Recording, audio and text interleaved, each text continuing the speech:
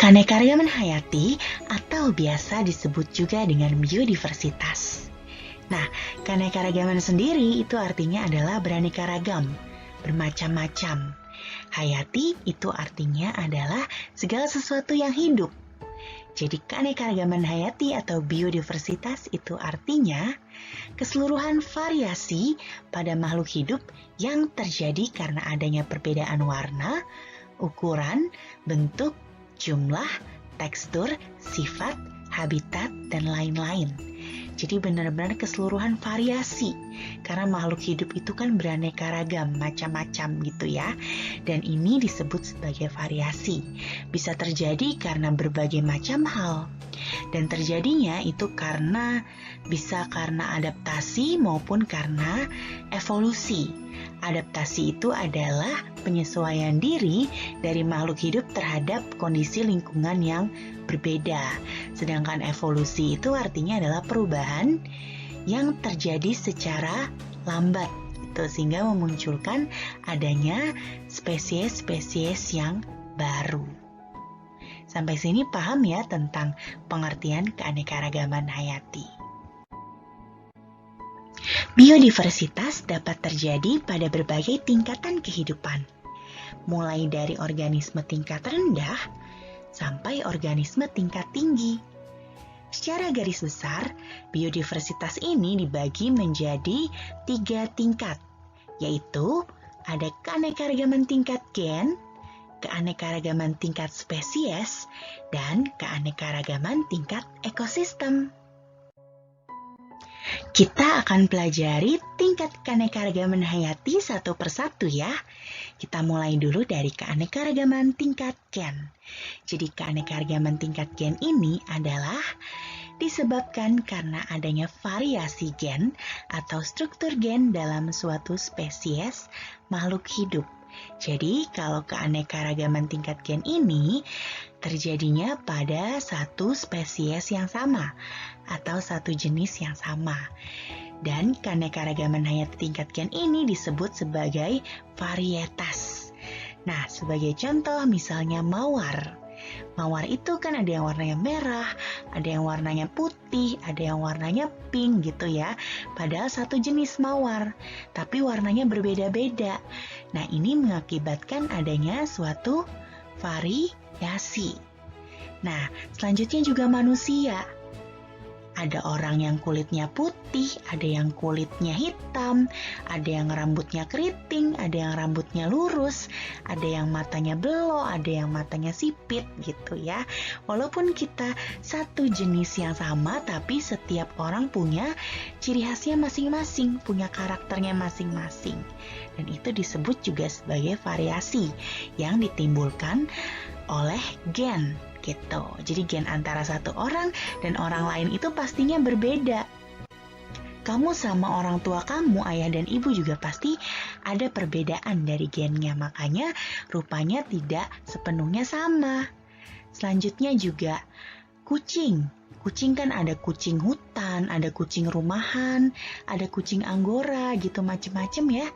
Warna bulunya juga berbeda-beda, bentuknya juga berbeda-beda. Nah itu ditimbulkan akibat adanya variasi dari gen. Selanjutnya, keanekaragaman tingkat spesies. Keanekaragaman ini ditemukan pada komunitas atau kelompok berbagai spesies makhluk hidup dalam genus atau famili yang sama.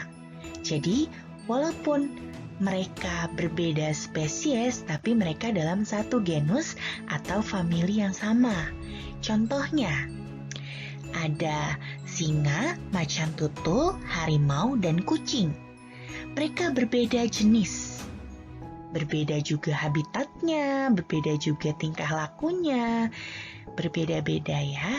Tapi mereka tergolong dalam satu famili yang sama, yaitu Felidae.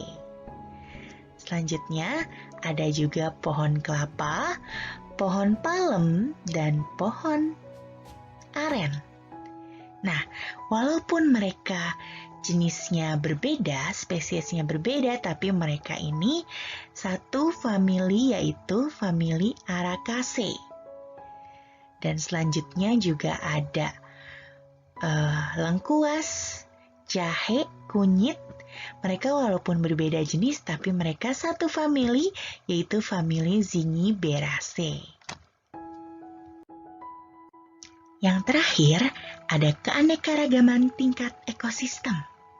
Nah, keanekaragaman ini terjadi akibat perbedaan letak geografis yang menyebabkan perbedaan iklim. Nah, perbedaan iklim ini dapat menyebabkan terjadinya perbedaan temperatur, curah hujan, intensitas cahaya, dan lamanya penyinaran. Oleh karena itu, keadaan ini akan berpengaruh terhadap jenis-jenis flora dan fauna yang menempati suatu daerah. Nah, keanekaragaman tingkat ekosistem ini dibedakan menjadi ekosistem darat dan ekosistem perairan. Jelas berbeda ya, ekosistem darat dan ekosistem perairan itu antara flora dan faunanya juga pasti akan sangat berbeda.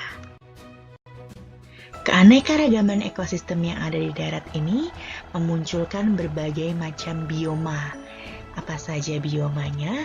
Yang pertama ada hutan hujan tropis. Wilayah ini memiliki iklim tropis dengan tingkat keanekaragaman hayati yang tinggi. Contohnya di Indonesia. Indonesia itu flora dan faunanya itu heterogen, ya. Jadi berbagai macam makhluk hidup itu bisa hidup di hutan hujan tropis. Selanjutnya ada savana. Nah, savana ini dia didominasi oleh rumput dan hanya memiliki beberapa pohon. Tapi dia hanya dijumpai pada daerah dengan iklim tropis. Selanjutnya ada padang rumput. Padang rumput ini dia dijumpai di wilayah dengan iklim tropis dan juga subtropis. Nah, dia didominasi oleh hewan-hewan yang memakan rumput. Itu bedanya apa dengan savana? Bedanya kalau padang rumput ini dia tidak ada pohon sama sekali. Selanjutnya ada gurun. Nah, kalau gurun ini adalah wilayah yang temperatur udaranya itu sangat ekstrim dan curah hujannya pun sangat rendah. Makanya organisme-organisme yang hidup di sini adalah organisme yang tahan panas dan yang tidak membutuhkan banyak air. Selanjutnya ada hutan gugur. Nah, hutan gugur ini dia berada pada daerah dengan 4 musim, ya. Jadi ada 4 musim dan ciri khasnya ini adalah daun-daun pepohonan berwarna kuning kemerahan. Selanjutnya ada taiga. Nah, taiga ini dia juga mengalami 4 musim. Tapi dia kebanyakan ditumbuhi oleh pepohonan dengan daun yang berbentuk seperti jarum. Selanjutnya ada juga tundra. Nah, berbeda dari gurun ya, jadi kebalikannya. Kalau tundra ini dia suhunya itu sangat rendah. Ya, musim dinginnya itu bisa berlangsung hampir 9 bulan gitu. Jadi tidak ada matahari yang menyinari selama 9 bulan itu. Ekosistem perairan. Ekosistem perairan ini terbagi menjadi 2, yaitu ada air tawar dan air laut. Kalau air tawar, suhunya itu rendah, salinitas atau kadar garamnya juga rendah, serta penetrasi cahaya mataharinya itu juga kurang.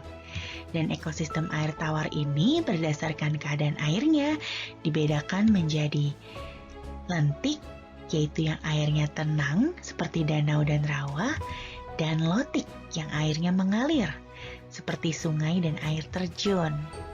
Nah, sementara air laut berdasarkan macamnya dibedakan menjadi laut dalam, terumbu karang, estuari, pantai pasir, dan pantai batu. Bedanya air laut dan air tawar, kalau air laut ini suhunya itu tinggi, salinitas atau kadar garamnya juga tinggi, dan penetrasi cahayanya itu juga tinggi. Nah, perbedaan antara air tawar dan air laut ini mengakibatkan flora dan fauna yang ada di dalamnya juga pasti sangat berbeda.